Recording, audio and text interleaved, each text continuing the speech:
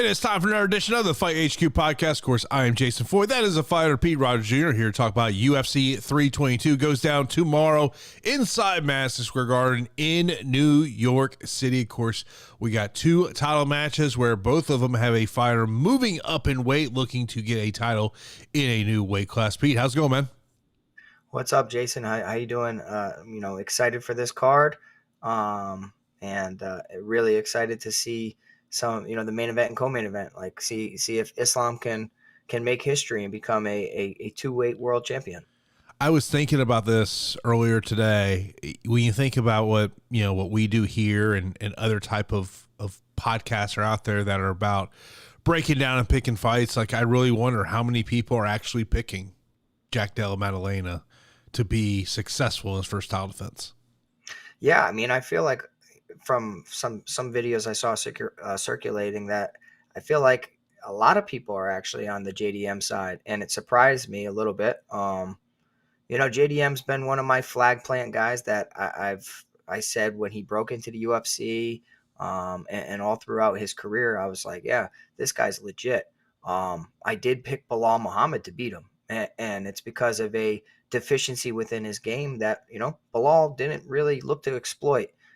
So we'll have to see if Islam's going to go out there and try to put together a great game plan under the tutelage of Khabib Nurmagomedov. But yeah, I mean, JDM's a dog, and this fight is a very pivotal one for not only the history of the welterweight division, but also for legacy for Islam Makhachev. No doubt about it. I did laugh when during the press conference, Islam was asked about going to 185, and he goes, well, I guess I have to talk to DC how to put on some weight. I was like, damn. Man. DC's always catching strays from those guys, and probably well-deserved. Of course, we come in following UFC Vegas 111 last week where, my best lineup, I go in the main event. I've got 5 fighters all over 100. If I just would have had CLD instead of Randy Brown, I would have tied for taking down the contest, man. That was one of those things of watching the fights with the fellas, and I looked at my buddy, I go, yeah, really need a Randy Brown win here. Really need a Randy Brown win, and credit to Bomb Fiend going out there. For me personally, and maybe I'm blinded a little bit. I thought maybe the stoppage was a tad early. No, I didn't think so, bro. I mean, you need him in the face. I mean, it was only going to get worse. It's crazy when you don't you like blood? Come on, man. I mean, let's make this fight club. Randy may have been looking at the official with his hands like this, but he didn't know what planet he was on. And I'm the biggest Randy Brown guy. I had my best lineup. I had 649, 97, and I was still in 80th place.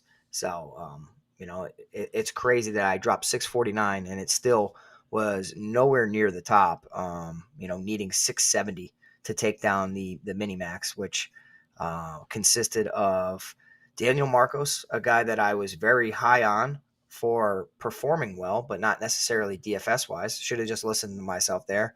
Zachary Reese, Chris Padilla, CLD, Jamal Emmers, and Josh Hokett. So very interesting lineup to take down the mini-max. But yeah, looking to right the ship and take down the real tournament this week. I know one of our big topics in the sport over the past couple weeks has been about eye pokes. Mm-hmm. I just want to classify this goddamn sport. Herb Dean is on the Believe You Me podcast. Oh, no. This is what Herb Dean has to say about eye pokes. So we made a rule. It's a foul to extend the fingers toward the eyes. That's a rule we've already had in place. So that rule has been there, but we haven't been enforcing it. So we're going to move forward on that. Pete, me and you live and die by this sport. We just had one of the most well-respected referees in the game go, we're not enforcing a rule that's in the rule book. Yeah. What's going on here? Yeah, it just goes to show you, man. You get free fouls. It is. You can nut shot if you get hurt. You can poke somebody in the eye. You can grab a cage. You're just gonna get warned. You're not really gonna get penalized, despite being warned in the dressing room and in the locker room. I mean, the referee goes over everything in the back with you pre-fight, and so you have your hands wrapped, and the ref comes and he talks to every single fighter that's fighting on that card. I'm gonna be your referee for the bout, and they go over the fouls. They go over the mohawk area where you cannot hit. When I want you guys to stay away from the back of the head, I'm going to tell you ears, fighter, ears, aim for the ears. So I mean, they go over everything. I'm not going to allow you to extend your fingers like this. I'm going to say fingers up. But yet when push comes to shove and you're in the battle, for whatever reason, they're afraid. And I think this is what it is, right? Like, the refs don't want to make the fight about them, which I understand to a point. Like, sometimes you watch some football games and you're like, okay, like, they're calling everything or they're not calling anything, and Yeah. there's no consistency. And people do not pay for the referees to really intervene in a professional sport. But in combat sports, right? Like we're talking about, these penalties can really affect a fighter, not only their vision, their performance, their rhythm, their confidence, everything. Like, it can affect so many different things, and you could be hampered going forward. I mean, look at Ante Della, was smoking Waldo Cortez Acosta, finishes him, but poked him mid finish, had an adrenaline dump, and Waldo Cortez Acosta toughed it out, and then came back and ended up sleeping Ante Della, who thought he had already won the fight. So I think this sport, if any sports, we're not playing football, we're not playing basketball. You need to enforce the fouls immediately, whether there's intention or not. It's, did it happen or did it not? Because I don't think there are many intentional fouls, like where I am maliciously poking you in the eye. Those are rare. The guy that bit the guy in the arm, that's a rarity. But if a foul occurs, enforce it, take a point. And Joey with a great comment. By not calling fouls, they are affecting Correct. the outcome of the fights. And it's very true. I mean, I don't care whether we're talking about the UFC or some regional show that you're watching, whether you're watching on some streaming platform or you're out watching the fights. We've all seen the fouls. I mean, I joke about it. Like, I'll be out watching a fight and you'll see some guy grab the cage 4 times and nothing is ever done to him. I mean, it's just crazy kind of the way things happen. Yeah, they're just like, don't grab the cage. Oh, okay, thanks. I just got four free ones. But yeah, it's this sport. You need to enforce the fouls. I will tell you, I do feel like, I do wonder if potentially tomorrow night we could see this card be used as an example. Yeah. Because of it's a pay-per-view, it's a number card. Do we potentially see anything out there now? Of course, we do have our DraftKings contest. A link to that is in the description of this show, so be sure to check out that. Of course, if you got any questions on the fight, be sure to do that. Let's get right into game theory. And, Pete, there's a question that came in here from Joey, and I think this is probably where we got to start game theory. Over, under, Malcolm Wellmaker ownership 70%. I think it might be a little over that. Honestly, I think it's probably just slightly above that. I think 75% is probably where it's going to be, as it should be. I mean, Malcolm Wellmaker, went from a pick'em fight to now being a minus 455 favorite, priced at 8,400. So completely broken salary. So, I mean, it makes more sense than not to roster him. If you are not rostering him, it's essentially just an ownership play. It's a leverage play, and you're just trying to get away from the masses in hopes that he underwhelms and puts out a good but not great score, and you found 6 other fighters that put together a phenomenal score. All right, when we talk about the Fight HQ contest, yeah, over 100%. under 90% owned. Yeah, I mean, I want to avoid it, but it doesn't make much sense to avoid it.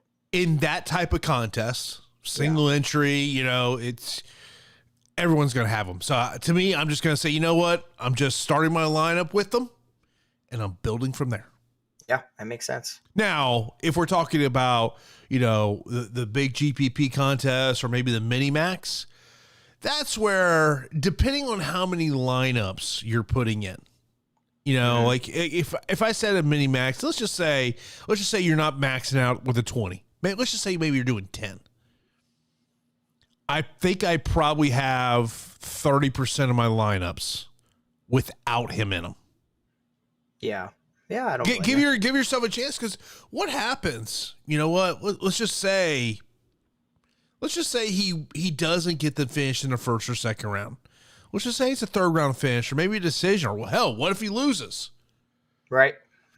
Great way to differentiate yourself in the field. I mean, bro, we see it all the time. I mean, like, imagine a draw, or imagine a no contest, or, like an injury. I mean, all this weird stuff can happen, and he can still be victorious with possibly no volume or no stats behind it too.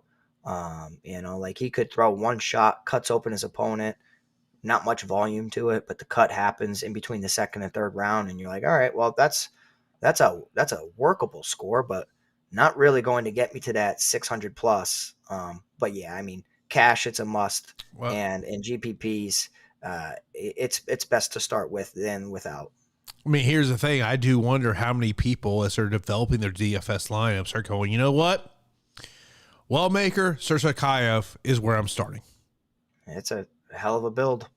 It's a hell of a build, and I don't blame it at all, because by right, I mean, minus 1050 favorite in Susurkaya at 9,800, and then you get a minus 455 favorite at 8,400 in Wellmaker. I mean, it's a really, really good strategy. And then I would say another thing for game strategy would be targeting the co-main event. I don't see how the co-main event doesn't lead to a big score. Women's MMA most likely going 5 rounds, high volume on both sides, good takedowns, good striking. And I think it's a competitive fight. So I think it's going to lead to fantasy points galore. And Joey brings up a great point. He says, I build 12 lines per slate. He will be in at least 11, but I definitely get the ownership angle. On the other side, he can spark him in 20 seconds, and then we're all screwed without him. There is no doubt about that in terms of going out there and getting him out there. Daniel saying a full 150 in the $3 tournament, 20th last 3 with a solo third. Hey man, go ahead, man. We're all looking for that. We're all looking for that takedown to make life a little bit easier. But like when I think about some of the other ones, like I look at a fight like Gregory Rodrigues and Roman Kopylov. I would say good chance probably someone's getting KO'd in that one. That one sticks out to me. If you were high on Beneil Dariush prior to the weigh-ins, are you just as high on him? I mean, I will tell you this: the conversation me and Pete were having before the show. Pete was talking about. He's the dogs might be barking a little bit in terms of his lineups. In terms of that, I mentioned to Pete. I said, "Is this a GM3 week?" I will say this, man. You know what I find absolutely nuts? We all know what GM3 is. GM3 to win via submission is 11-1. Yeah, I know Daukaus is a jiu-jitsu guy, but still, man. Like, you tell me I'm getting GM3 at 11-1? Yeah, I mean, every time GM3 is on the card, it's always a fun bet to bet his round 3 props, because he's always like coming from behind and looking to, come back into the fight or get a fatigued opponent. Early on, I think he's as live to get finished as anybody. Truthfully, I think that his best days are far behind, but it is kind of crazy to see a minus 400 price tag associated with Kyle Daukaus, who's, really only had one win against Michelle Pereira, who lacked confidence in this most recent UFC run. And prior to that, Daukaus was cut from the UFC. So is he really this guy that deserves the price tag? Or is it more about GM3 in 2025? So that fight does seem pretty damn sneaky, but all in all, I'm fully expecting to have I need to set my exposures correctly, because I am anticipating volatility. I am anticipating being so wrong on some fights. I'm anticipating seeing some fighters that I thought had no shot look competitive, and some fighters I thought were so like locks to maybe struggle a little bit more. This card just smells like underdogs, and it smells like I could see 4+ underdogs all day long, and I have 6 personally. So I will be embracing the volatility a little bit. 9K range this week is weird to me. Well, Susakai makes sense. To me, I look at this and say, all right, love him. I love Islam Makhachev at 9,200.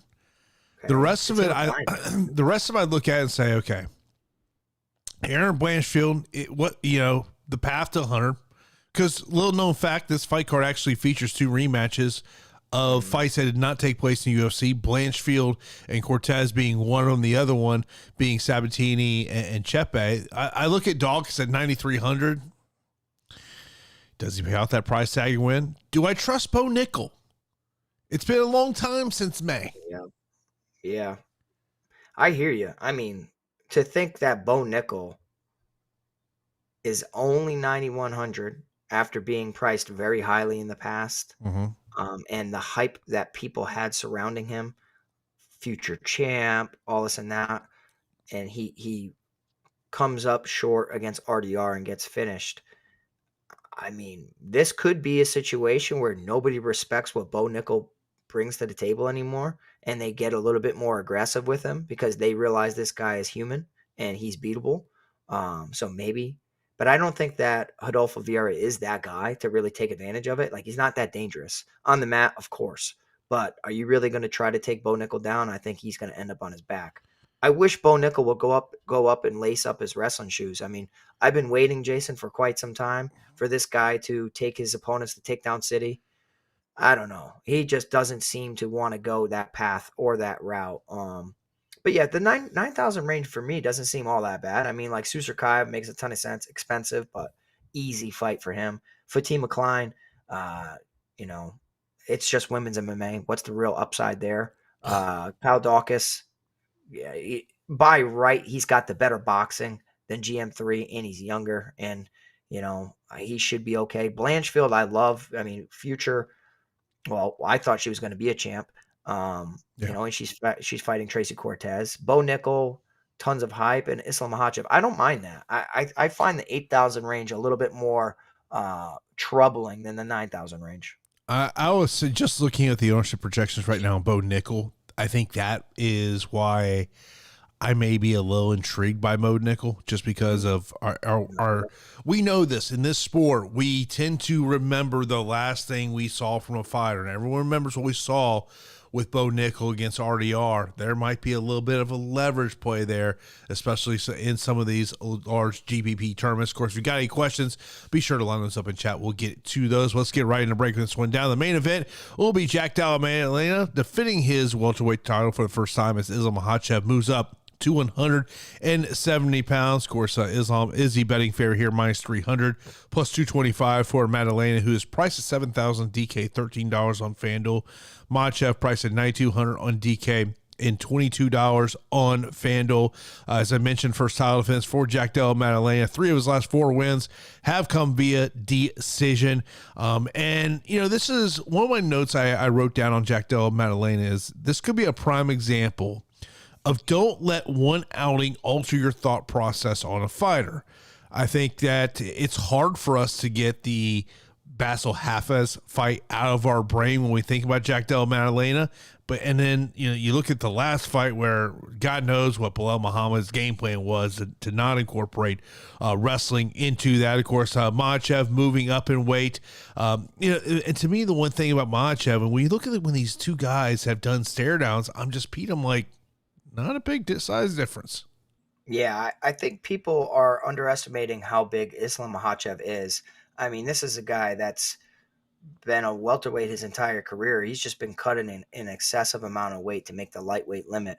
And under the tutelage of Khabib Nurmagomedov, I think this is an opportunity for legacy, and they both understand that. And Islam has noted that this is his toughest fight yet, and I would agree that it is, because standing up, Della Maddalena presents a ton of problems for not only Islam Makhachev, but everybody within the division. I mean, he has second to none boxing. His boxing is fantastic. He digs to the body. He'll switch stances. He does not discriminate where he's going to punch you. And his rhythm and his offbeats really throw off his opponents. And, he's scrambly for sure, but I wouldn't say his takedown defense is great. I would say that his get up ability is tricky, probably because of the work with Craig Jones. But he has a knack for getting taken down and controlled.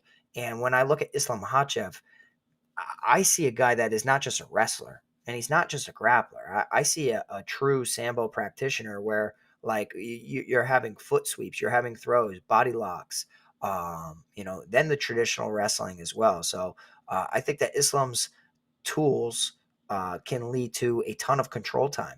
And how many times have we seen Jack Della Maddalena get controlled throughout a bout and then all of a sudden, throw a combination or throw a strike and end up pulling out a victory from the jaws of defeat. So I love Jack Della Maddalena. I didn't think Bilal Muhammad was going to lose. I thought Bilal Muhammad's takedowns that he really implemented against Leon Edwards, I was like, man, he goes in there and he shoots that many takedowns with that crazy pace. He's going to just ragdoll JDM. And if you don't shoot takedowns, you're not going to have much control time. JDM is slick with his footwork. He's not going to be held against the cage too much. But this is a fight where on the feet, I think people may be sleeping on Islam Makhachev striking. But if you are reflecting on how Alexander Volkanovski did against Islam Makhachev, it's kind of crazy because like Volkanovski gave Islam some problems and Islam controlled him and Volk reversed some situations. And as the fight went on, Volk started to have some big moments. So why can't JDM? I think that could also be because, maybe Islam's at his natural weight class here at welterweight, but it is a bump in 15 pounds. So let's mention that. It's not just a 10-pound jump. It is a 15-pound jump. I still think that Islam looks good for the weight class. I'm going to have a ton of both sides. I think this is a perfect 50-50 fight where you need to roster one or the other in most of your lineups. But there are so many fights on this card. I can't say lock it in. But for me, like I can see the scores being good for either one. I do think that this fight tends to go the distance. And because of the deficiencies I've seen in Jack Della Maddalena's game, in the wrestling department, being taken down by Angelosa on the Contender Series, Hamazan Ameev taking him down, also having Basel Hafez. This fight really, really troubles me because it was on short notice, and Basel Hafez went out there and took Jack Della Maddalena down 3 times. Yes, he shot 20 attempts, but he had 7 minutes of control time in a fight that he had no business in being competitive in. And then JDM won the decision. And then in the Gilbert Burns fight, Gilbert Burns went out there and ragdolled JDM, 7 of 11 takedowns, 5 minutes of control time, struck with him a little bit, and then in the final moments was kneed in the face and finished with ground and pound. So I think that the control from Islam Makhachev, the submission skills that I think are something people are not talking about enough. I think he has some of the best submission skills in the game, truthfully, and I think he's one of the best pound for pound fighters in the game. So I see a hole in the takedown defense, and I'm gonna back Islam Makhachev slightly, but there's a world where I could see the argument for JDM. So I just want to sit back and enjoy this fight, but my official pick will be Islam Makhachev by decision. And one of the things to note, to kind of counter you on that one a little bit, 5 of Islam's last 7 wins have come in the first or second round. Yeah, crazy. I know. And I could see that happening too, right? Like I could totally see that happening. I mean, his ground control is great and his submission skills are great. And maybe JDM is a little too comfortable being in bad spots because of all the training with Craig Jones. But I think Islam's got that squeeze, dude, to really put it on you and possibly even put you out with an arm triangle or any of that. Yeah, I mean, when you look at the stats here, Jack Della will have a 3-inch reach advantage this one, but the strikes land per minute 6.84 to 2.63. Strikes absorbed per minute, Jack Della 4.53 to 1.55 for Islam Makhachev. Of course, the stat that you're really going to look at is Islam's takedown average per 15 minutes, 3.20. Takedown defense for Jack Della is 69%. And look, for me, I'm going to play Islam in this one. And looking over at the prop bets in this one, If I wanted to play a safe prop on Islam, I'd probably just play Islam plus 130 inside the distance. But man, plus 800 wins by TKO KO. Ground and pound on the ground. Islam? Yeah. It could happen, right? I mean, Yeah. like, if a guy's too tough to finish with a submission, I mean, we've seen even Hey. crucifix, right? Little crucifix elbows, Yeah. and the referee's going to intervene, and it could either be an underwhelming result of what our expectations are, or it could be a simple, boring decision too, of just like tons of mat returns and control time, and just pin him against the cage and riding them, and next thing you know, JDM's down 4 rounds, and it comes down to round 5. So all in all, I think it's a very interesting matchup and one that I'm excited to watch. And wouldn't mind doing a little sprinkle bet. And when I talk, and so when you see me talk about, when I put bets in Discord of things I like, and I put sprinkles, and that could be how much you put on that wager can be different from you. Whether you want to maybe put half a unit, maybe you only want to do a quarter of a unit. Jack Della plus 600 win by decision, I think, is another sprinkle that does seem kind of very interesting in terms of that one. Let's move over to the co-main event. Of course, this will be the women's flyweight title on the line as Valentina Shevchenko defends the title against Zhang Weili. Of course, Weili did vacate the strawweight title to move up to 125 pounds. I don't know if people watched Embedded this week. Basically, she's talking there at Top Golf in Vegas as she's with her team, which probably if you suck at golf and then you watch her swing a club, you go, man, that's one of the greatest fighters in the world. She has the same problems I do. Yeah. But of course, she is the slight underdog in this one, plus 110, minus 135 for Valentina. She's priced at $8,200 on DK, $18 on FanDuel. Weili, she's at $8,000 on DK and $17 on FanDuel. And this is, you talk about just some crazy stats. 13th straight title fight for Valentina Shevchenko. The last time she was in a non-title fight, February 2018. Her last 3 wins have come via decision. 4 of her last 5. Kind of, I don't know, maybe this is a surprising stat to you, maybe it's not. 11 of her 18 UFC fights have gone the distance. Weili, her UFC flyweight debut, very early on in her MMA career, she did compete at 125 and 132 pounds, and 8 of her 9 previous fights in the UFC have been for titles, Pete. Yeah, I'll tell you what. I mean, Valentina Shevchenko needs to go down. I mean, she's going to go down as one of the best mixed martial artists of all time. And it shouldn't just be for women's MMA. It should just be for overall MMA, because what she's done throughout her career, she's been phenomenal.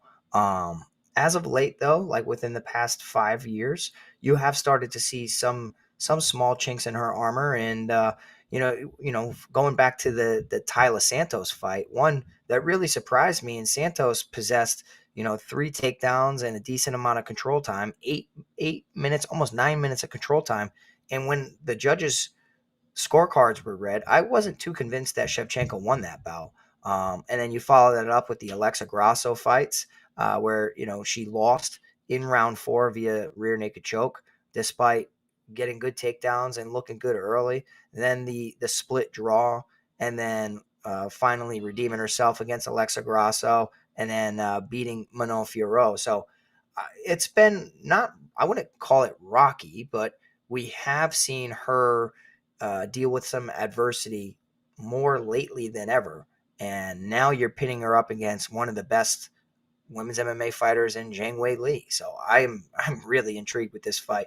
I'm very intrigued to see who goes to the wrestling first. I think the speed of Weili Zhang and the combinations and just the hands in general, I think Zhang's pace may outweigh Shevchenko over 25 minutes, because I think this is going 25 minutes, and I think the bookies and everybody would agree.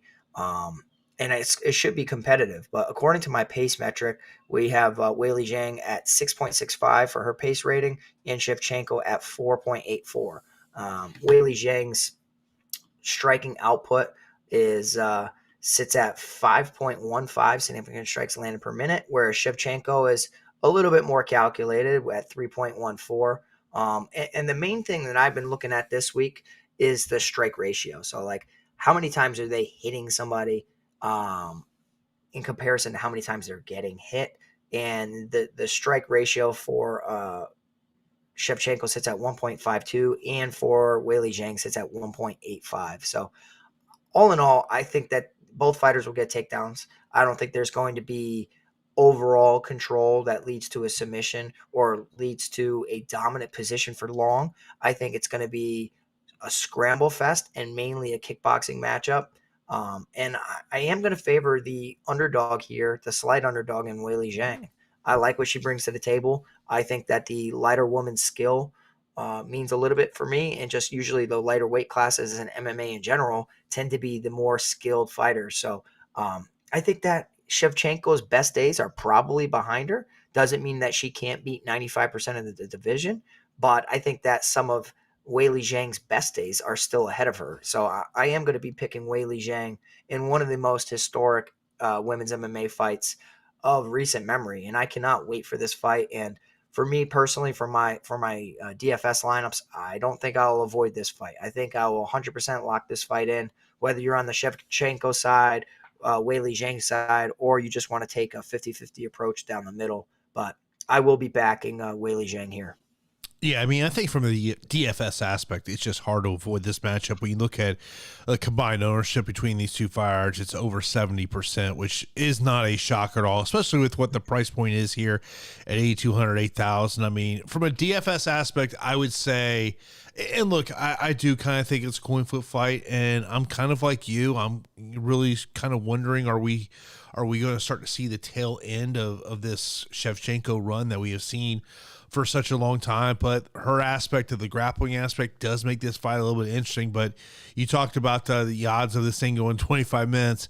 Decision prop, Shevchenko plus 150, Weili plus 210. My official pick is going to be Shevchenko because of the takedowns. I was actually a little surprised to hear Pete pick Weili, but I don't look. It would not shock me one bit if Weili wins this fight. I think it's a coin flip fight. I will say this on the FanDuel side. I don't love the salary aspect on this one. I think it's it's a high price tag you got to pay on FanDuel. Over on DraftKings, it's, to me, this is just got to be, you got to figure out which one you want to play. I mean, if you're going to play, let's just say you're playing 10 lineups, just to give a nice round number. I got 5 lines with Shevchenko, 5 lines with Weili. Yeah, I think honestly, in my 150, I would just go right down the middle.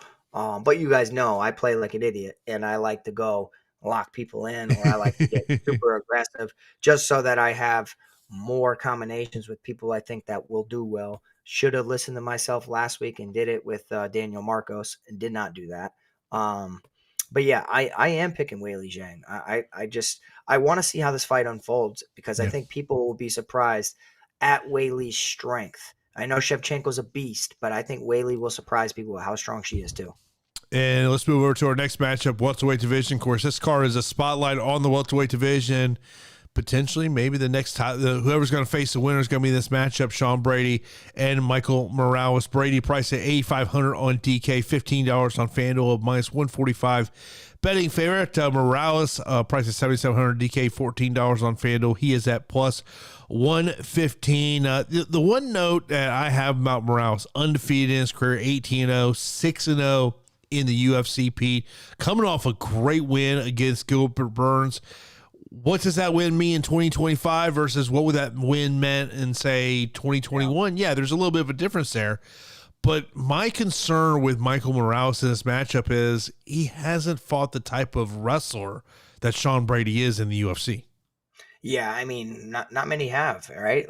And Sean Brady is like the boogeyman, and the reason why I'll say that is because people don't have an answer for his wrestling. And on the flip side, Michael Morales is like the boogeyman too. A lot of high-ranked fighters are not going to accept bouts with him because he's damn dangerous, and it's just such a risk. And credit to Sean Brady, right? Like, he's kind of doing it the old way of, cementing his spot within the rankings until a title fight opens up. Like, what is he, the number 2 ranked fighter in the division, fighting Michael Morales, who's what, the 7th or 8th ranked fighter in the division? Like, that's a risky fight, because Morales is, he's got all the hype behind him. He's finishing people now, and he's dangerous. And it's like, okay, well, what do I gain from this fight other than I should just stay patient, or I should just keep training and wait until I hopefully get a title fight. But I mean, credit to Sean Brady. What he possesses, if he's able to get his wrestling going, man, he's so dominant. Look what he did to the former champion and Leon Edwards. I'm a big fan of the Marquez MMA team. I think that they prep their guys really well. The jiu-jitsu and top game that a lot of these guys have, even like Pat Sabatini, Sean Brady, Joe Pyfer, like you can go on and on. That the team is well prepared. I think that Sean Brady presents a ton of problems for everybody, including Michael Morales. But on the feet, though, I still do see some issues for Sean Brady, right? Like, I think that he is hittable, truthfully. I think he's got a great left hook. I think that his hands are good, but he needs to wrestle. And Michael Morales has been taken down, and he has shown some bad signs of, like, giving up his back, or I shouldn't say giving up his back, but turning away and not facing takedowns to defend them. And I do think like Sean Brady can return him to the mat. I think that he can look to drag him down or chain together some takedowns, get a big double leg takedown, lift him up, slam him to the mat. But can he hold Morales down? Morales does seem to be a little scrambly. He comes from a judoka background where his parents were judo black belts. I haven't really seen him show off his judo in the cage. And then after his judo, he did start training and wrestling at a young age as well. But I don't view it the same level of wrestling as Sean Brady. Now, I think Morales is a big guy for the division. And I do think that, Sean Brady is physical. But from a stature standpoint, Morales is going to have 9 inches in the height and reach department, and he's 6 years younger. And, this could be a simple situation where Morales is getting taken down and Brady's in the driver's seat. And all of a sudden Morales gets up, reverses position, as I've seen Brady get reversed against the cage. As they break, Morales starts to land some combinations, hits, hurts, drops Brady. And next thing you know, this gamble facing the number 8 ranked fighter leads to a loss. And now Brady is knocked down a couple pegs in order to possibly fight for a title in the future. So this is a very interesting fight, and one where I want to pick Brady because he's established himself as that, just dominated the champion. But Leon doesn't have that same danger factor like a Michael Morales does, truthfully. I think I am going to pick the underdog, though. I think I am. I think I'm going to pick Michael Morales. I think he's young. I think he's very dangerous. When I'm looking at the strike ratio, too, the strike ratio for Michael Morales sits at 1.69, whereas Sean Brady sits at 1.36. Granted, Morales has to force Brady to stand up with him. As long as the fight is standing up, it should be Morales. But that strike ratio can be thrown out the window if Brady's able to get his takedowns going or he's able to get close to those hips of Morales. So, I mean, all things to gain for Michael Morales in this fight and everything to lose for Sean Brady. So if you are flag planting one of these guys, you guys got balls of steel. I will probably just look at what the ownership is and set my exposures correctly. But I kind of think you need this fight, Jason. It just seems to me like we need it. You're either going to get takedown city from Sean Brady or Morales is going to end up picking up another devastating KO. So I am going to pick the underdog slightly. I told you I got a lot of them this week, and I'm willing to look silly this week because I think it's that type of card. But give me Michael Morales here at 7,700. As you were talking, I just kind of peeked over ownership. The Morales ownership is very intriguing with where it's at, that price point, because I do feel like, more in a Morales victory, more times than not, I think is his toppest victory, probably round 2, round 3. And one of the things I was telling Pete right before the show, I just kind of feel like within about the first 75, 90, 120 seconds of this fight, we're probably going to have a good idea how this thing's going to go because, and Pete, I think you hit it spot on.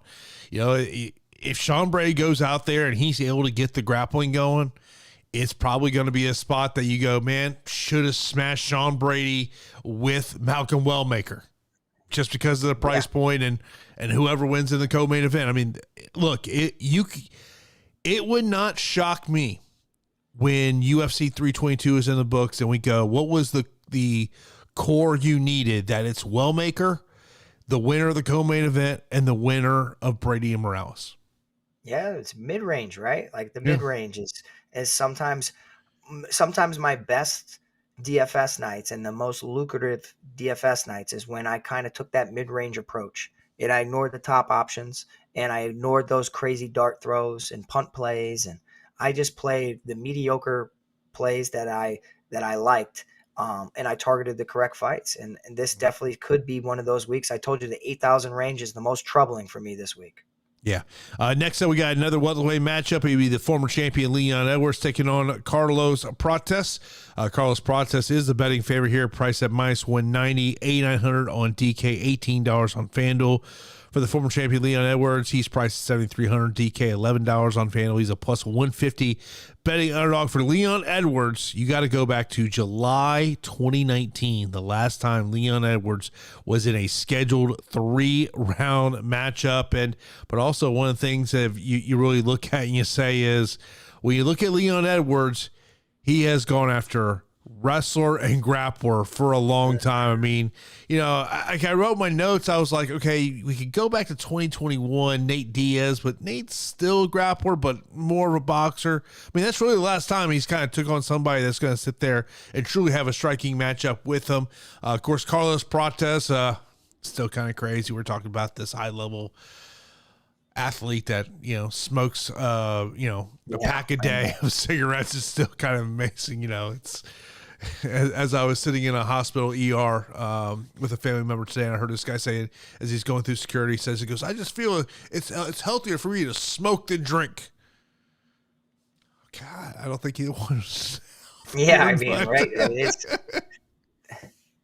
but from a DFS aspect with this one, Pete, is, for me personally, I really don't love this one from a DFS aspect, just because I think it's going 15 minutes. It's going to be all striking. So for it to really, I mean, especially for Carlos Prates at 8,900, if this is a 3-round decision, to me, it's going to be hard to kind of think that he's going to go out there and get an optimal score here. But Leon Edwards' team is saying all the right things. I just don't know if I believe them.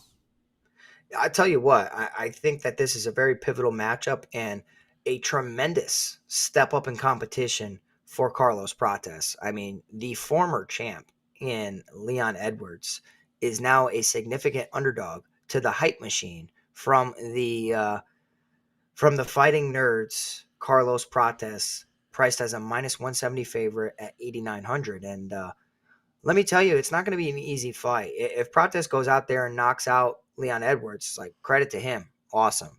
I have seen Leon Edwards get stumbled and staggered by lesser powerful punchers, right? Like Nate Diaz hurt Leon Edwards. Granted, that was a very long time ago. And he ended up hurting him and almost getting him out of there in a fight that, he had no business even landing those shots. And then not only did the Nate Diaz, but Brian Barberena had moments of hurting Leon Edwards. Gilbert Burns had moments of landing good combination. So, like, I think, like, Leon Edwards, I mean, not Gilbert Burns, like, even, like, just simple fights, like Kamar, I don't know. I just see moments and I'm like, Leon Edwards, I don't know. Does he still have it? But yes, I think that this is a tremendous step up for Carlos Prates and significant value for Leon Edwards, priced at 7,300 at plus 140. I think they got two southpaws here that can calf kick each other like hell. They can kickbox, and Edwards is not a slouch or a bum on the feet at all. He's very, very good technically with his kickboxing, and I think that Prates will need to respect it, because if he does not respect it, then he's going to end up, just getting outpointed. And Edwards is the same fighter that went on such a significant streak, a winning streak within the division, and knows how to win rounds. And that's kind of where I see this fight happening, is where it's like, all right, if Prates doesn't finish him, he's going up against one of the best guys to win decisions. I think the takedowns are there for Leon Edwards too. And I know that's not really his game, But if Ian Gary's taking you down, Leon Edwards should be able to take you down. People sleep on Leon Edwards' wrestling. Offensively, he can wrestle, and defensively, up until recently, he's been able to stifle some wrestlers. So I've seen him wrestle. He's a very good wrestler, and I wouldn't be surprised to see him level change and put Prates on his backside in order to win some minutes or control him or to stay safe. So for me, here's another underdog. Jason, I'm going Leon Edwards, but I'm with you. I don't love the fight for DFS. I think that knee-jerk reaction, and naturally, I was like, "Shoot, dude, Prates might knock Leon Edwards out." And the longer I thought about it, I'm like, "All right, well, Leon's not a small guy. Leon's a very good kickboxer. It's not like he's a grappler at heart, where he's just like going to be shooting and having no answers on the feet." And I think that he just has the experience. And the experience for a fighter at plus 140 at 7,300, I'll take my shot on the former champ to win a boring decision here at 7,300. Oh, I mean, I think from a DFS aspect, I mean, it's kind of hard to not look at that price tag on the Edwards, look at where ownership is, and go, man, I love the value. I mean, to me, it's a value play. I mean, Carlos Prates, the price tag is what scares me about him, and he's not getting big ownership. So I think if you're rostering him, it's about trying to get leverage on the field. And and the question is, do you think that Carlos Prates can go out there and get a stoppage in the first or second round? If you don't think that's the case there, I mean, but this is the one stat, Pete, that just scares the crap out of me when we talk about Leon Edwards. Strikes landed per minute. This is a guy that's been in 25-minute fights for the last 5 years. 2.62, Pete. Like, that to me is, they're talking about his team. If you go back and watch Embedded and you watch the first episode, his coaches are talking about, hey, you're going to see a different Leon. He's going to come out aggressive. I want to believe you. But I don't. Just because it's a 3-round fight that magically you're going to come out aggressive. I mean, from a betting aspect, I may not mind just sitting back and waiting for Leon Edwards to lose round 1 and live bet him. Yeah, I'll tell you what, though, when you get former champs or fighters that fight in 5-round bouts all the time and they get 3-round fights, it's a layup. It's a layup for them from a conditioning standpoint. And if they've been pacing themselves over 25 minutes, perhaps you see a hungrier, more aggressive version of them. What I will say is that he may look or start off aggressive just so Prates gets that respect of, all right, I can't just march this guy down. I need to be very, very careful. But I mean, like, that's why when I look at Leon Edwards, according to my pace rating, both of these guys, their paces suck. For Prates, his pace isn't great. And the only reason is because when he lands, he knocks people out. His pace on my pace rating scale is a 2.91, and Edwards is a 3.03. So those are two of the lowest paces on the entire slate. So naturally, it's just a fight that I say, yeah, I'll pick it. I'll bet it. But for DFS, I'll just kind of scroll past. And, of course, if you want to get access to Pete's metrics, you can subscribe to his Patreon page. That link to that Patreon page is in the link of this show. Let's move over to the next one. We got Beneil Dariush taking on Benoit Saint Denis. Of course, Dariush missing weight earlier on today. He is priced at 7,400 DK, $11 on FanDuel, plus 155. Saint Denis priced at 8,800 DK, $17 on FanDuel. He is a minus 220 betting favorite. Dariush is coming off a decision win earlier this year against Renato Moicano. How about this one, Pete? When Beneil Dariush goes to decision, his record in the UFC, 9-0. Got a little interesting note there if this thing does go 15 minutes. I love that. Benoit Saint Denis, of course, all of his wins in the UFC have come via stoppage. Just over 2 months since his last matchup, which was a second-round submission win, Pete. Yeah, I think naturally everybody wants to pick against Beneil Dariush because he looks like he's 40-something always. And they think that he's so much older than he really is. Yes, he's older for the division, but with his age does come experience. Now, do I like the weight miss? No. If he killed himself to make weight, I definitely don't like that. But if there was a casual weight miss or a strategic weight miss or just a miscalculation, then I'm not so worried about it. All things that I can't really I don't have the evidence for. So I'm just going to have to assume.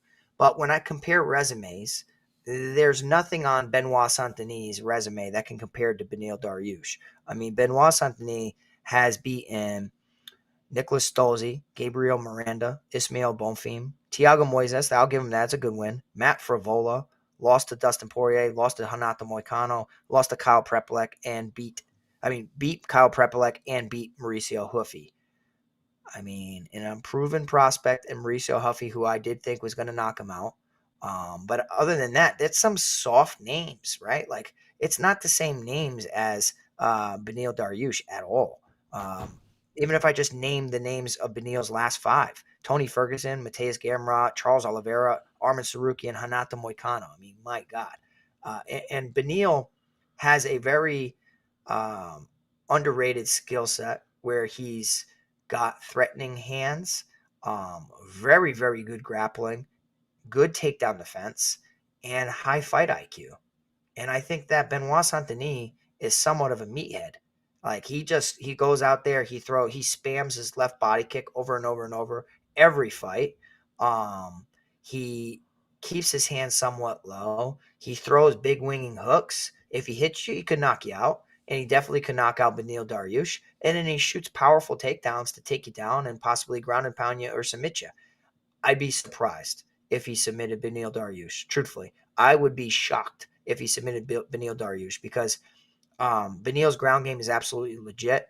And, the pressure of Benoit Saint-Denis could cause a submission for sure. But I think the path for Benoit Saint-Denis is more of a ground and pound, or landing a big shot in the clinch or something of that nature. I don't view Benoit Saint-Denis as a high-level striker. I don't. And I think that the striking of Beneil Dariush is a little cleaner, truthfully. I think that he's a little cleaner on the feet. And if this is a forced kickboxing fight, I think I'd pick Beneil Dariush to edge him out. And I love that decision stat that you said, that Beneil Dariush in decisions is 9-0 in the UFC. And I still kind of view Benoit Saint-Denis as like an unproven guy. Yes, he's beaten some like big, like Mauricio Huffy. That was a prospect, not a proven guy. He beat Matt Frivola. Okay. He beat Thiago Moises. Thiago Moises is so inconsistent.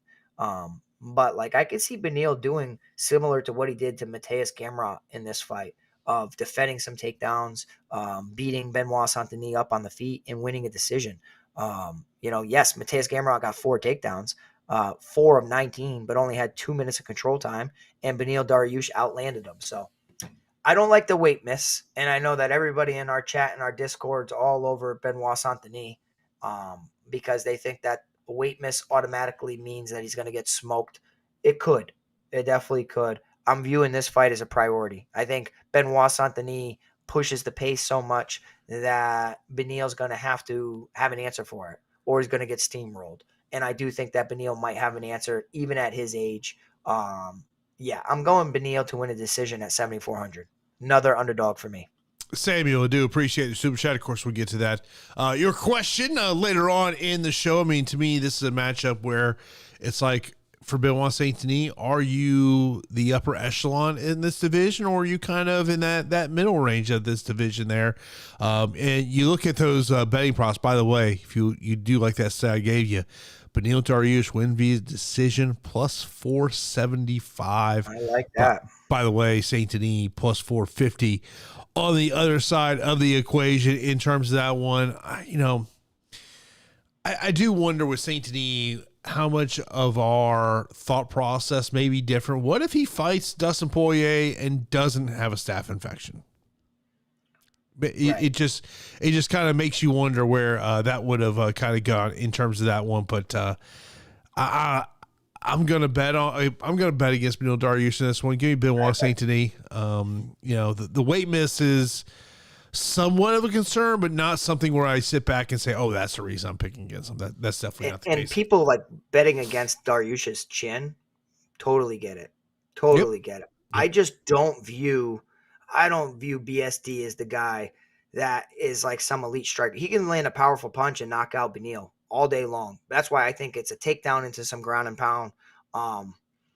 Yeah, he's got a nice high kick. He's got a nice body kick, but being two guys that are southpaws, I think that Beneil should have an answer for that. Yeah, no doubt about it. Next up, we move over to Bo Nickal versus Rodolfo Vieira. Of course, this will be the featured prelim on this fight card. Bo Nickal, minus 225 betting favorite, plus 184. Vieira, who is 7,100 DK, $9 on FanDuel. Bo Nickal, priced at 9,100 DK and $19 on FanDuel. Of course, this will be the first fight for Bo Nickal since losing RDR back in May. Here's a question I'll throw out to you. Is on Bo Nickal, and this is what I wrote in my notes, do we truly know how good he is at MMA? I still think the best is yet to come. I mean, I looked really stupid, when I was touting Bo Nickal, and admittedly, he's not a guy that I've been all that high on, but I feel like being a part of American Top Team, even if it's like part-time, it should lead to significant development. But if you're looking to become a kickboxer or just a boxer in MMA, I mean, like, you're not using your best skills. I bet you when Gable Stevenson comes to the UFC, he's going to throw hands, but he's going to wrestle the shit out of his opponents. You know what I mean? Like, so why is Bo Nickal not doing that? Why is Bo Nickal not going in there and just slamming people? And he talks and brags about his wrestling. He's a phenomenal wrestler, but I haven't seen it in MMA at all. I mean, I remember when he was struggling to take down Jamie Pickett, need him in the balls, then took him down. This is an easy matchup compared to RDR. I mean, either you are UFC level and you could beat Rodolfo Vieira, or you're just not. And it's not a knock against Rodolfo Vieira, but there's no way in the world Rodolfo should be able to take down Bo Nickal, given the wrestling pedigree of Bo. And then on the feet, outside of a jab, Rodolfo Vieira should not be outstriking you. He's a jiu-jitsu practitioner. Even Bo, early on the Contender Series and early in his UFC run against short notice competition, he was landing good combinations and very, very powerful shots, and kind of fell in love with his hands a little bit and fell in love with the hype. And I do think that Bo Nickal should go out here and get a pretty easy victory. But the Paul Craig fight is one where just like his whole mentality just rubs me the wrong way. Mm-hmm. And he was so happy about that fight and going and winning that fight when not much even happened. I mean, it was a unanimous decision. It wasn't anything decisive. He outlanded Paul Craig 54 significant strikes to 47. There was really no takedowns. Granted, of course, Paul Craig has a dangerous guard, but you train an American Top Team. So, like, you should be dealing with this all the time. And if you're worried about Paul Craig's guard, then you're probably not shooting takedowns against Rodolfo Vieira. So, I just think it's going to be another striking matchup where Bo Nickal edges out Rodolfo Vieira or possibly knocks him out. But it's another performance where I'm like, all right, Bo, I'm not all that impressed because I don't think that you're at that championship caliber, but it should be an easier win for Bo Nickal than the matchup against RDR, which he fell short in. So give me Bo Nickal here at 9,100, but I don't blame you if you're off the Bo Nickal train. I just don't think Rodolfo's the guy to continue the derailment. I do like the ownership of Bo Nickal. You know, when you're looking to get a little bit different here on this fight card, one of the things that to me is a little concerning is, you know, you allude to it being kind of part-time ATT Coconut Creek. Yeah. If you told me Bo Nickal sat the last 6 weeks in Coconut Creek, I love it. I'd probably be a lot more interested. Yeah. You know, I understand that he loves living in Pennsylvania and he wants to raise a family there. Get all that, get all of it. But Pete, you know this, you know, for the most part, you got a very limited time frame. And I think if you're Bo Nickal, you know, like to me, I'll say this, put different verses. Look at what Gable Stevenson's doing. You think Gable Stevenson, you know, is sitting there loving, probably living in Albuquerque, New Mexico? Probably not. But he realizes that, hey, if he's going to do this MMA thing, this is where he has got to be there to sit there and say there. Mention this coming in comment from YouTube. It says, my opinion, this comes from Scary Creation, says, Bo is not a fighter. You have to have it in your heart take the fight bow, and he will take the fight to bow, and he will quit. And there is, it was proven. Yeah. RDR proved that to be true. Yeah. Like he's an athlete. He's a competitor. But there's that fine line of who's a fighter, who's going to dig deep, who's going to get kneed in the face, who's going to deal with adversity. And it's not a sport based on control, right? It's a sport based on damage and having to dig deep. So do you have it in you or do you not? It's easy to be the hammer, but what happens when you're the nail? You know what I mean? And in this sport, there's moments when you're going to be the nail and you have to persevere. So shout out to Scary for that good comment. By the way, Bo Nickal, there is no value in him to win via decision. Plus 135. Yeah, little money, but I mean that's the type of bet where you bet that and then he knocks him out with something stupid in round 3. As I look at it, and if I wanted to take a Bo Nickal prop, I'd probably just go with the inside the distance plus 230. I'll probably bet on the under of his takedowns. That's probably what the hell I'd do. Yeah, because he should be ragdolling everybody. I'll tell you what, if I was Bo Nickal, which I'm not a high level wrestler at all. I'm a high level striker.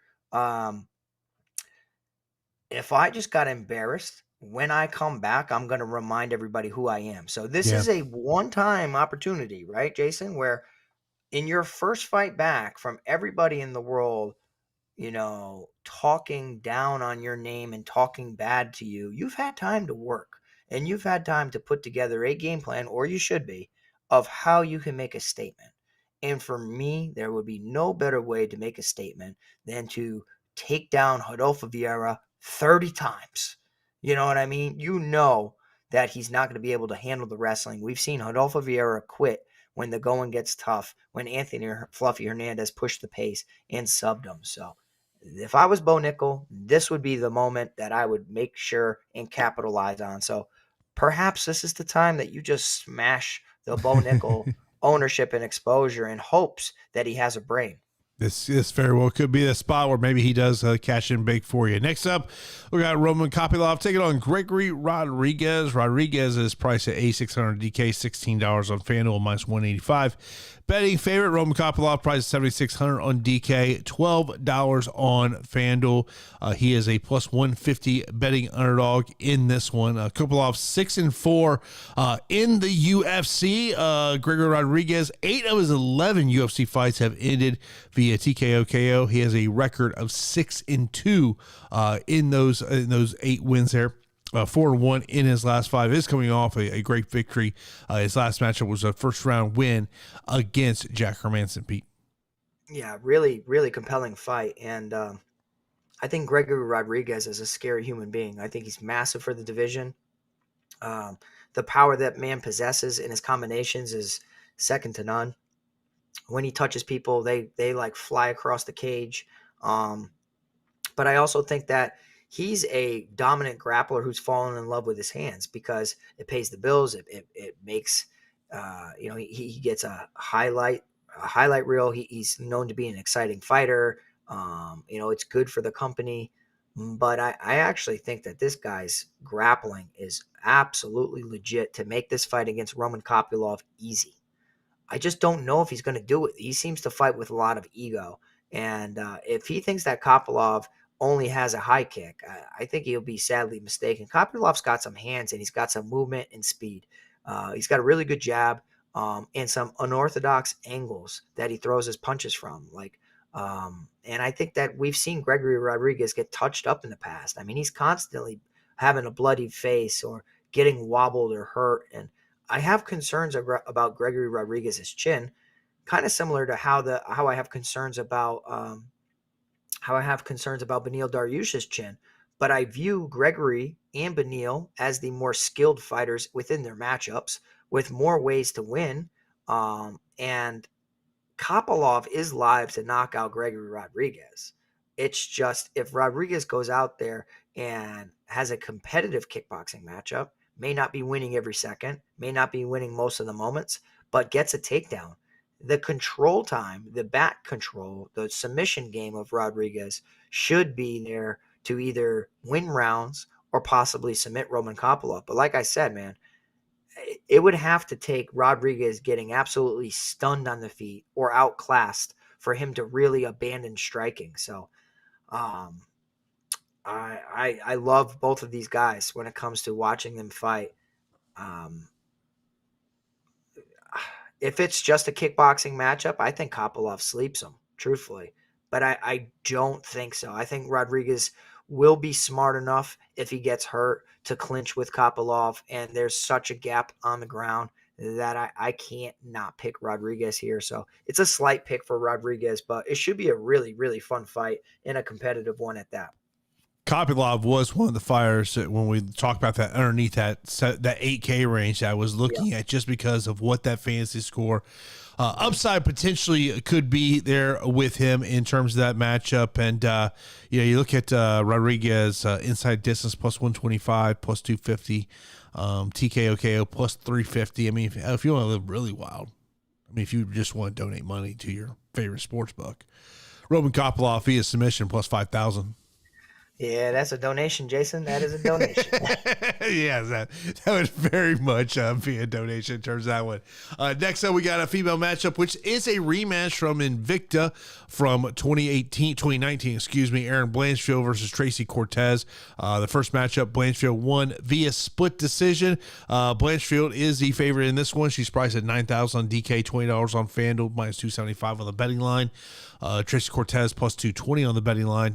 Price $7,200 on DK, $10 on FanDuel. Blanchfield 7-1 in the UFC. All of her UFC wins have either come by submission or decision. Her last 3 fights have gone the distance, coming off a win against Rose Namajunas. Tracy Cortez very quietly 6-1 in the UFC. All of her fights in the UFC have gone the distance, coming off a win against Viviane Rougeau. And when I first saw this matchup, I was just kind of like, I get why Tracy Cortez is getting the fight, but do I want a roster? No. Yeah, I mean, I will tell you that the first matchup they had was really, really competitive, and one where Erin Blanchfield had a ton of submission attempts that were near locked in, and I was very surprised that Cortez either didn't tap or get put to sleep or have her arm broken. The variety of submissions that Cortez was in was ridiculous. And when I watched Blanchfield then, I know damn well that she is not nearly as good as she is now. So like Blanchfield at only 9,000 as a minus 255 favorite, I think she's in a good spot to return value here. The wrestling exchanges should be interesting because Cortez can wrestle her ass off. She can box, but she can offensively wrestle. The jiu-jitsu scrambles and attempts is where Cortez should be steps behind Blanchfield. And maybe she might get a little too comfortable in certain situations. I know Team Fight Ready has Cortez always crisp with her wrestling, but I think Blanchfield is significantly better than their first encounter, and I think that's going to be pretty evident in this matchup. I do not mind targeting the submission props here because from what I saw in the first encounter in their first fight, Blanchfield had so many close submissions. And like I said, I think she's better nowadays. So 9,000, I don't mind Blanchfield to pick up a sub. Plus 600 win via submission in this matchup. I don't mind. I think it's because it's just women's MMA. And granted, women's MMA fights tend to go long. They tend to go to distance. But if you go back and you watch that first fight, it was competitive. They were reversing each other around the cage. They both got takedowns. But in the dangerous moments, Blanchfield was seconds and moments away from finishing Cortez. So, yes, Cortez has gotten better, but I think that the grappling in jiu-jitsu of Blanchfield has significantly improved. I just there's no doubt in my mind, Blanchfield's a top 5 fighter in his division. Yeah, agreed. I question whether Tracy Cortez is. It's a fair criticism because I agree with you. Because, right, like she's marketable in more ways than just her fighting skill, right? So those could be distractions. Blanchfield's marketable too, but Blanchfield's main focus is competing and climbing the ranks through tough competition. I mean, Manon Fiorot is the one that gave her a problem. Outside of that, Blanchfield's had no issues. Yeah. It's but let's move on to our next matchup, which we all know what this matchup's all. Yeah, I mean, let's look at you.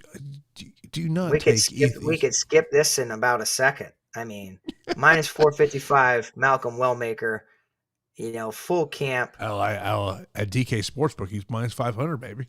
Yeah, that's what I'm I mean, saying. And look, we talked about this earlier. Wellmaker is going to be the chalk play of the week because of Cody Haddon pulling out of the fight this week. Apparently, according to Malcolm Wellmaker, a foot injury is a reason that Cody Haddon pulled out of this one, which I think there's a lot of questions to say, what were you doing? Yeah, that caused this? Shit happens. Yeah, look, freak things happen. I mean, who knows what happened? Maybe you're just going through, a light workout session and you step the wrong way and all of a sudden, boom, something happens. Who knows what happens? Wasn't it Tony Ferguson tripped over a cable at like a place that they were doing an interview and blew his knee out or something like that? Yeah, it was on the Fox Sports Studios where literally a cable wire laying on the ground trips over it. And one of the reasons we never got Tony versus Habib. One of the weirdest things. But, I mean, look, Wellmaker is going to be chalk, whether you're playing on DraftKings, whether you're playing on FanDuel. A400 DK, $15 on FanDuel. Ewing on the other side, $6,800 on DK, $8 on FanDuel. Look, you can't blame this guy for taking the matchup 8-2 in his career, coming off a win on Uriah Faber's promotion, beating Billy Brand, who has competed on Dana White's Contender Series. You walk into this matchup here, if you're Ewing, Pete, this is a win-win scenario. Just because of you get in here, you're coming in and you're going to be a big underdog in this situation. But you know what? No matter what happens, as long as he didn't miss weight, which obviously he missed weight. If he would have missed weight, then it's an awful situation for him. Steps in, makes weight. He's stepping into an opportunity where this is kind of one of those, in a way, I get kind of concerned because he might just come out and just start flinging things. Yeah, and I will tell you, from what I saw from Ewing, he's got hands. But while he has hands, he's hittable. And you could come out there aggressive, land combinations against Malcolm Wellmaker. But you can't be there when he returns fire, and that's where I see, and I can kind of see this happening, right? Like he comes out aggressive, got nothing to lose, starts to go forward. Maybe he knows, I got a round and a half in me, even though he just competed and whatnot, but just anxiety levels. He comes out there really, really aggressive, puts Wellmaker against the cage, just sits there, starts teeing off, and then all of a sudden a counter hook just sleeps Ewing. Ewing, I have seen him get taken down as well. And like I said, he's got good hands, but not to the degree of Malcolm Wellmaker. And the power that Wellmaker has for the division is really, really rare. So, I mean, there's no reason for me not to pick Wellmaker here. It's just a DFS score thing where it's like 8,400. If he scores 84 somehow, low volume, only scores 84, and you got 6 other fighters that can get you 100 plus, of course, he might not be needed, but more likely than not, he's knocking out the short notice debuting fighter in Ewing. So 8,400, we can move on. Wellmaker should win. No doubt about it. And of course, he's going to be a part of everyone's, majority not. He is going to be a core play. And, really, and you talked about this a little bit earlier, kind of a really easy week, kind of get those core plays in that 8,000 range. Next up, we got Kyle Daukaus taking on GM3, who is a plus 375 betting underdog, price of $6,900 DK, $9 on FanDuel. Daukaus is a 5-1 betting favorite in this one, price at $9,319 on FanDuel. Of course, we saw Kyle Daukaus return to the UFC back in August. He had been campaigning to get back into the UFC. Scores a 43-second TKO against Michelle Pereira as a plus 200 betting underdog. Gerald Meerschaert, a 500 fighter in the UFC, 12-12. 11 of those 12 wins have come via submission.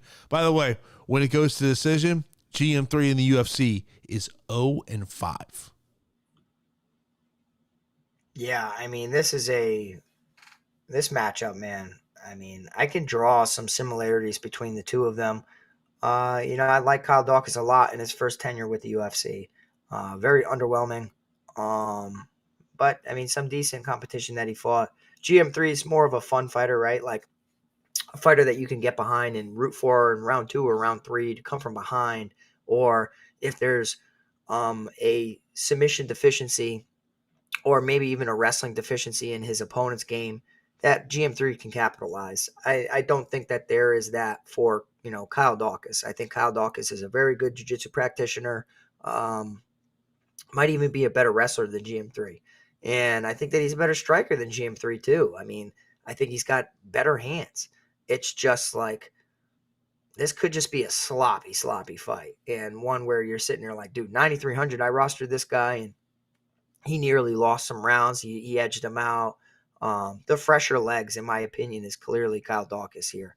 And GM3 training at Valley Flow, I think, a little bit for this camp. So you guys know I love that team, and friends with Mike. But I think that Kyle should be the rightful favorite, but minus 400, I don't know about that. I mean, GM3 could be completely washed and done, and he's more of a fun fighter, kind of like a Paul Craig. You know what I mean? Where it's just like, you know what you're getting with him, but little to no faith in him pulling off wins. So, yeah, give me Kyle Daukaus here at 9,300. I think he should touch up GM3 on the feet, and wouldn't be surprised if he Darce chokes freaking GM3, because GM3 really good offensively with his submissions, but every now and then he gets caught in one and his defense fails him. So give me Kyle Daukaus.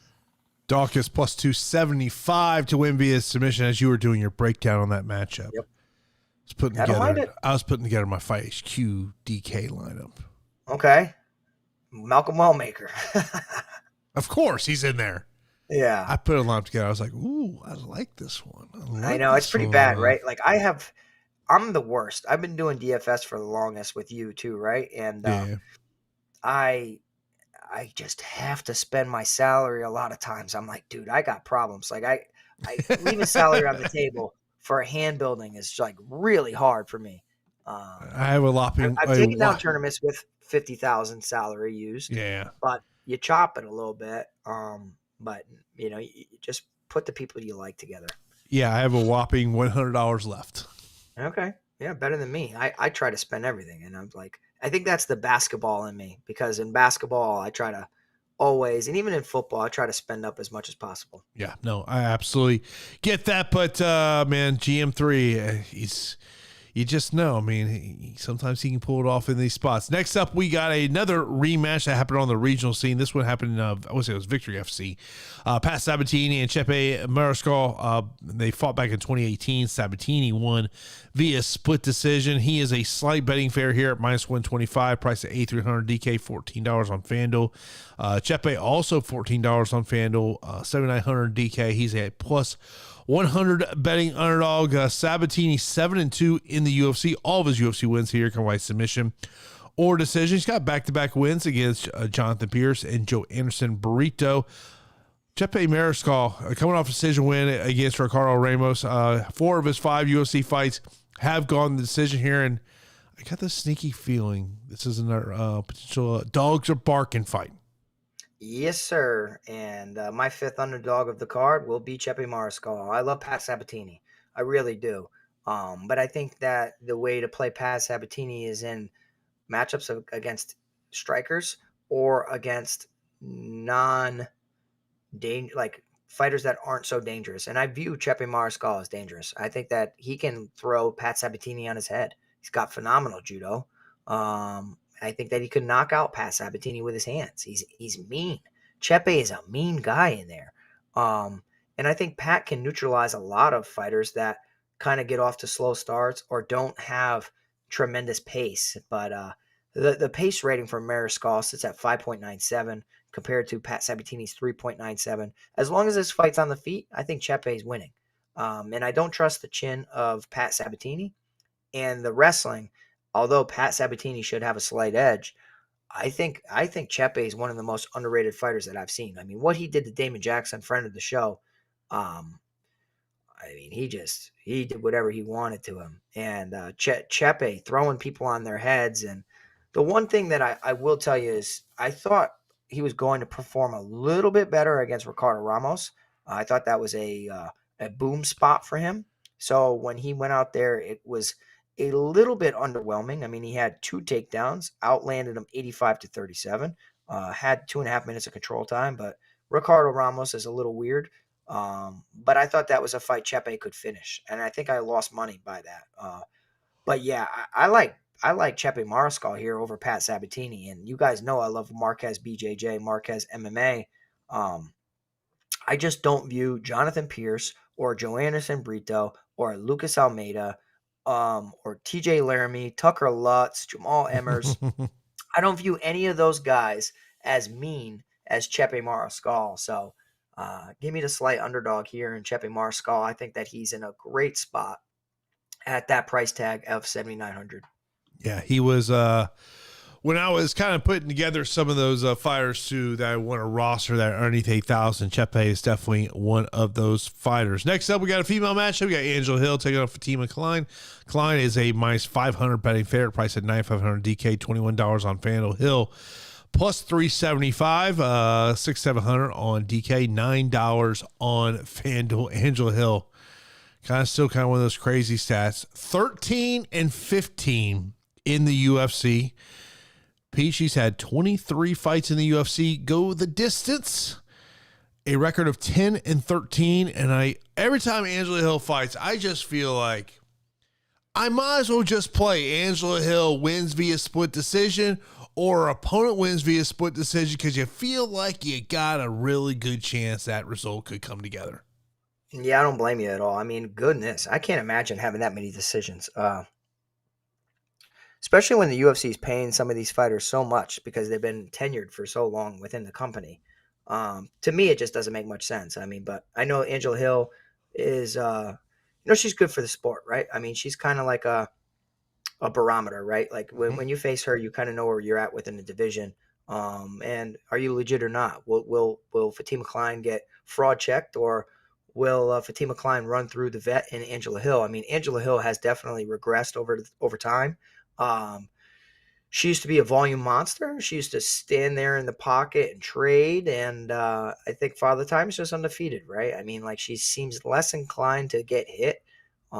She feels she started to incorporate more of her own grappling, which is interesting, but definitely not her strong suit.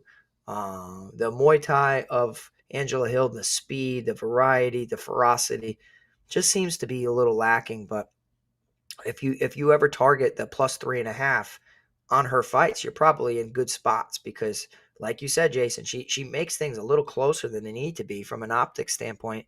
But I think Fatima Klein I think she's going to go out here and she's going to look good against Angela Hill. I mean, I think she should get some takedowns, 1.21 takedowns per 15 minutes. I think she may just get a takedown around. And I don't love the price tag of 9,500, but being 15 years younger than Angela Hill with 6 inches in height and reach, I think, the time is on Fatima Klein's side right here. Yeah, no, I'm with you, in terms of that, especially when you talk about especially the height difference in this one of 3 inches, and of course 3 inches also in the height and reach. Of course, Angela Hill has shown to be more of the volume puncher in that one. Next up, we got the most expensive fighter on the card, the biggest favorite of the card, 10-1 favorite, Sursaikayev taking on Eric Makhachev, who is priced at 6,400 DK, $8 on FanDuel. Sursaikayev, 9,800 on DK, $23 on FanDuel. Of course, we all remember the great debut he had back in August. When you look out throughout his career, only going to the decision once in his career. Every other one of his pro fights have been in the first, second round. Makhachev, an MMA lab product, coming off a split decision win in August against Cody Brunges. But Pete, I think from a DFS aspect, this is, can you afford the $9,800 price tag? Yeah, I want to try to, because I think Sursaikayev's in a very good spot. I think it's a layup of a matchup. I mean, not too long ago, people were picking Cody Brundage to beat Makhachev. You know what I mean? And I picked Makhachev to outlast Brundage, and I don't view Brundage as all that great, and I don't view Makhachev as all that great. But I think that the ceiling of Sursaikayev, with 11 years younger and 4 inches in height and reach department, with 2.98 takedowns per 15 minutes at 28% takedown accuracy. I mean, in a 15-minute fight, if he keeps that rate, I mean, that's 10 takedowns attempted in a 15-minute fight. So a takedown city is there. good striking, good finishing ability is there as well. I'm going to try my damnedest to get to 9,800. Susurkayev. Makhachev not bad. He's just kind of present. Like he's not all that threatening. He's a body. He seems like a he's just in a very difficult matchup in my personal opinion. We did see Susurkayev get hurt a little bit in his short, against his short notice opponent, but he fought twice within the same week. I don't really hold that over Susurkayev's head too much. I think he's in a very, very good spot, and I'm going to do my damnedest to get him in my lineups at 9,800. Much prefer him than Fatih McCline. I know it's $300 difference, but significant finishing upside, and I like Susurkayev a decent amount. Oh yeah, I love him in this spot. It's just, can I get to him? Yeah. And like I'll mention this one. Scary Creations brought this one up here. He goes, my first DraftKings team I made, chasing knockouts. All I have left with 6,700. Can Hill last? It's a philosophy you've talked about in the past. Yeah. And don't mind it. And especially if you think Angel Hill's going to go a distance and fight plays on the feet, I don't mind getting that path. I really don't. You've talked about that before. Then our opening fight of the night, we got Slava Claus taking on Camilo. Camilo minus 180 betting fair, priced at 8,700 DK, $15 on FanDuel. Borshev priced at 7,500 DK, $14 on FanDuel, plus 150 betting underdog. Of course, last time we saw Slava Claus was earlier this year, a 55-second submission loss against Terrence McKinney. Camilo lost his UFC debut back in May versus Gabe Green, which was a second round submission, and 6 of his 9 pro wins are via submission. Pete, I'm giggling over here because I tried putting Susurkayev in my hand build, and it had my app was messing up, and it had Erin Blanchfield's face next to Susurkayev, so it was glitching out on me. But yeah, I mean, this matchup, Slava Claus Borshev, I'm surprised he's still in the UFC, to be honest, right? Like we've seen what he is. He's a good kickboxer, but a kickboxer with a questionable chin. Negative takedown defense, as evidenced in the McKinney fight, as evidenced in all of his fights. I don't know if he's in a good matchup here against Matheus Camilo at all, because I think that Camilo looks for takedowns, and everything I've seen, he looks for takedowns in his training too. So it could be one takedown. That's all she wrote, Jason. I mean, he took down Gabe Green. Gabe Green's a welterweight, a former welterweight. So Gabe Green's a big guy. I think Slava's Claus is a little undersized for the division, but for Matheus Camilo to take down Gabe Green 2 of 3 times with 2.5 minutes of control time, attempt a submission, nearly get it. I think if he does that game plan to Slava Claus, it's curtains. So for me, like, do I trust Camilo? I wouldn't say I trust him. I like the upside, though. But Borshev does have the UFC experience, if you really want to say that, because he has fought on the Contender Series. He did knock out Chris Duncan. Then he has fought in the UFC 1, 2, 3, 4, 5, 6, 7, 8, 9 times. Beat Dakota Bush by a nice body shot. Lost to Mark Jacasey, where he got taken down 11 times. Lost to Mike Davis, where he got taken down 9 times. Beat Makhachev. Had a draw to Nazim Sadikov where he was taken down 4 times. Got knocked down by the grappler and Chase Hooper, and then Darce choked. Beat Hamas Yantop in a decision. Lost to Tom Nolan in a kickboxer delight, and then got smoked by Terrence McKinney. So I think the writing's on the wall what Borshev is. You know what his ceiling is. Yep. He's a kickboxer who could possibly win some fights, but any opponents that have grappling upside, it doesn't make much sense to roster him. If I'm playing anybody, I'm playing Camilo. How are you a team alpha male and not pick up some I don't get, but I tell you what, it's because it's hard. It's very difficult to grasp, parts of this MMA game. I mean, like early on when I was fighting in MMA, like I had no ground game, but it takes time, and it takes time to refine your deficiencies. And some guys just don't get it. Like some guys they don't get it, and they never will get it. Or as much as they know it's a problem, like I've seen it hand in hand where people have like holes in their game, and yet they want to work on their strengths every day. They don't want to work on their weaknesses, no matter how bad they need to. So it's like, if they're not willing to put in the work, the same result's going to happen and continue to happen. And then it's like, you're going to learn the hard way. You're going to get cut. Oh, no doubt about it. Let's get into our straight up fight picks, and we'll wrap up the show by answering some listener questions. Main event, give me Makhachev. Yeah, give me Islam Makhachev. I'll go Shevchenko. I got 5 dogs. 5 dogs, Jason. Give me Weili Zhang. Brady, but I'm kind of intrigued by Morales and DFS. Yeah, give me Morales. Give me Leon Edwards as my underdog number 1. And Leon Edwards, underdog number 3. I'll go St. Denis. Beneil Dariush, underdog 4. My gosh, the main card is going to be chaotic if what I'm saying happens. I'll go Bo Nickal. Yeah, Bo Nickal. I'm going to go underdog number 2, Roman Kopylov. I like it. I'm not doing that, though. I'm going to go Gregory Rodrigues. I'll go Blanchfield. Wellmaker. Yeah, Wellmaker. Daukaus. Chepe, so that'd be number 3 for me. Chepe, that's 5 for me. I'll go Klein. Fatima Klein. Sursurkayev. And Camilo.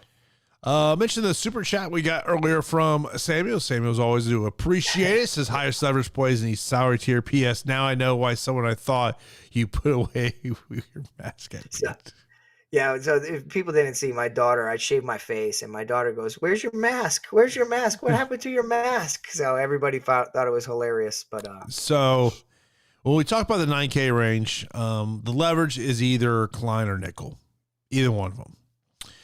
In the 8,000 range, I don't think this should be a surprise. The leverage is Carlos Prates. I'm a little surprised, though. He's got a big name. I will say this. I think the leverage play, not the lowest owned in this range, but I think from a potential DFS upside, how about Rodolfo Vieira? Vomit. But okay. Yeah, I mean, 6K range. If we're talking cash, Angela Hill. If we're talking DFS, Ewing. GM3. Yeah. I didn't see GM3 as a 6,000. Yeah. Yeah, I mean, GM3 would be the one there. Let's see here. Tristan, best leverage play. Now, we just kind of went over salary tiers. If I was going to go best leverage play, I think I'd go Bo Nickal because I think people are going to be down on him. And I don't know. Give me Bo Nickal as the leverage play of the week. I like the leverage play. Imagine he just goes out there and barely outlands Rodolfo Vieira, just like he did with frickin' what's his name? Paul Craig. Yeah. Best takedown upside. I think there's a couple of candidates in this one, Pete. Sean Brady. If it goes 5 rounds, how is Makhachev not takedown king? Yeah, he needs to be. I'll tell you right now. Other ones you look at throughout the card. You already mentioned Sean Brady, which I think is a great one there. Is Leon Edwards the sneaky takedown artist of the week? I think so. I think he should, dude. So listen, when I was watching some embeddeds, I was paying attention to what Leon Edwards was wearing because they had a coach talking to the camera and kind of in the back, super fuzzy, was Leon Edwards. And if you weren't paying attention, you wouldn't know it was him. And he was attempting, when his sparring partner was crashing distance, he was doing single leg dumps or he was timing his double legs. So I really think that is a very, very smart game plan from Leon Edwards. Rank the 9K option. So for me, I would go Makhachev number 1 because takedown upside. Yep. I would take Shevchenko number 2. 3 Blanchfield. Actually, no, 3 I would go Nickal. 4 Blanchfield. No. I'd go Daukaus, Blanchfield, and then Klein. I'm with you. Let's see here. Sam's guys usual question: best top plays. Obviously, everyone's going to be on Wellmaker. I think we all kind of want to not play him. It's going to be a great goddamn way, but man, if he goes out there and just starches Ewing in the first, you're going to go, damn it. 5 minutes is a long time too. You know what I mean? Like 5 minutes is a long time at 8,400. It's not like he's priced super high. You want to know when it's not a long time? When you got that fire wins round one. Then you feel like 5 minutes ain't long enough. I know. I agree. I do agree with that. Yeah. Live dogs. So as we look at some live dogs here in this situation, I think you got to start the co-main event with Weili. Yep, she's mine. Yep. Yeah. I mean, I think Morales. If Morales can stop the takedowns and he can make this a stand-up fight, Brady's in trouble. Yeah. I mean, I got like there. I think Leon Edwards is another live dog in this situation. I mentioned about Kopylov. Chepe. I know everybody thinks I'm crazy. Yeah, Chepe too. I know everybody thinks I'm crazy, but Dariush, Yeah.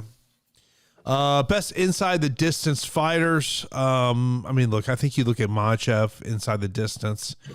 Co-main event, I think, goes the distance. If there's a stoppage in Brady Morales, I feel like it's more on the Morales side. Other ones, I think Kopylov Rodrigues, someone gets KO'd in that one. Yep. Those are the ones I was thinking. Best decision odds fighters. I would say this, man, like in terms of either fighter in the co-main event, you got like that decision prop in terms of that one. Brady at plus 190. I mean, the question really is what is Michael Morales' ground game? I think that's where I stick out there. Blanchfield, by the way, wins via decision minus 145. Maybe Chepe Mariscal plus 325, I think, is a very interesting. Are you having a creature friend join you? Yeah, dude. Get this fucking cat away from me, dude. Dude, okay, I'm not going to turn the camera around, but I got tinfoil surrounding me. They're not supposed to like tinfoil. Keep this thing away from me. I'm trying to do my podcast. I had no idea that was such a thing. I had really apparently, like if you don't want them on your furniture or whatnot, you put the tinfoil. So I said, oh, okay. My mom's not going to be home. So, I told you guys that my mom's staying with us because she's having some issues with her house. So my podcast room is where my mom's staying right now. So I surrounded the podcast with the tinfoil, and now this ballsy cat is finding ways around the tinfoil. So this show must end, Jason. We must get out of here because if I get attacked by this cat, I'm going to freak out. No doubt about it there in terms of that one. Let's see here. Top pump plays. I think we kind of, I would say Leon Edwards at 7,300 would be my top pump play. Yeah. I mean, just right though, like Leon Edwards does not push a crazy pace. Like I told you, my pace rating, the worst fighters on the card for my pace rating are Makhachev, Prates, Edwards, Camilo. So, I mean, it could just be a very calculated staring contest on the feet where they both respect each other and then a takedown. I can totally see Leon Edwards scoring like 60 fantasy points. Yeah. Favorite parlays. I think it's easy to create some parlays. Like, I mean, I don't mind going something like Brady, Shevchenko, Makhachev. I got to tell you, Jason, I am very surprised at your confidence in Shevchenko. Like, I get it. I just, that's a 50-50 fight. And I agree with you, but I just wonder if she's going to secure rounds with some takedowns with, say, 90 seconds left in a round. And then she just kind of controls the remaining 90 seconds and the judges side with her. You think Weili, Zhang, and Alexa Grasso fights, what happens? I would pick Weili. And Alexa Grasso beat Valentina Shevchenko. She did, but MMA math. I know, but still. Also the third matchup where that was just correct. Yeah, but I'm just saying, close. I don't know. I've seen the writing's been on the wall for Shevchenko for some time. Like, I didn't even think she won that Tyler Santos fight. I thought she lost that one. Yeah. No doubt about it. Jason P. Specialist. So for me, the opening fight, I think it's take Camilo or pass on the fight. Is there a world where Camilo wins but doesn't score well? Well, see, when you were breaking down the fight, I was looking at ownership. I was like, God, he's high. He's highly owned. So I don't necessarily won't go there. Top captain MVP. It's probably good that he's high owned, though. I mean, it makes sense. Yeah, I mean, that top captain. I mean, Islam. If you think this thing gets past the second round, man, it kind of. I mean, he's gonna be highly owned in the captain MVP spot. That one kind of seems interesting to me. I mean, you always know, man. I want to find grapplers. I always love to find grapplers in those situations. So. Brady could be a very interesting one if he can get the grappling going. I think that's a big if he can get the grappling going. I think taking either fighter in the co-main event makes a ton of sense in that spot. Yeah, absolutely. Of course. Road to the main series over 6.5. Let me do a little counting here. Let me see what I think. That's over. We got so many fights. It's a good number, but I'm saying 7. Over. We got a ton of fights. And Jason, real quick, let me ask you a question. Ton of fights, not necessary. Could you stack the co-main event? I mean, I don't think it's a bad idea. It's interesting you said that because when I was building my Fight HQ contest, that came into my thought process. Not a bad idea, right? I mean, no, not a bad idea, especially if. I mean, look, I think we both feel like, more times than not, it's going to go 25 minutes. I don't think this is a situation where you look at the fighter coming up and saying, oh, that fighter's going to be undersized. I don't think we're going to see that in that one. I still say I think one of the biggest things about that fight is the fact that they're only separated by 1 year in age. I know, that is crazy. Valentina's done so much for how not even old she is, Yeah, no doubt about it. But of course, UFC 322 goes down tomorrow night, so be sure to check out that. Of course, there at MSG. I'll actually be in the state of New York, but I will not be in New York City. I will be in cold ass Buffalo. Oh, dude, what a game. I'm excited for that game. That's my game of the week. I cannot wait to see it. Yeah, I was kind of surprised we stayed at 1 o'clock. I thought that we would have been moved to 4:30, but no, we're I'm all for it. I'll be home by like 9:30. You go on playing the same day? They kick you out the same day? Yeah. Oh yeah, we fly out right after the game. Yeah. Damn. Yeah, I mean, I should be home by 9:30. Jesus Christ. Which is great. Which is great for a road game, especially when you talk about going up to the Northeast there. But yeah, it's supposed to be cold and rainy.